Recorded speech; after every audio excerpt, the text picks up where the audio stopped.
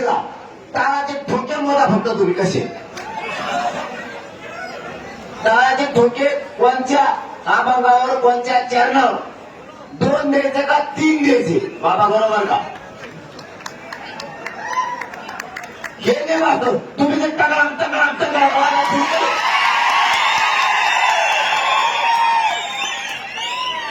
हे करतो तो नाही हे करतो ते तुमचे शेतकऱ्याचं काय केलं तुम्ही लक्षात ठेवा तुम्ही लाडक्या बहिणीचा पगार बंद केला हे तुमचं कर्तृत्व आहे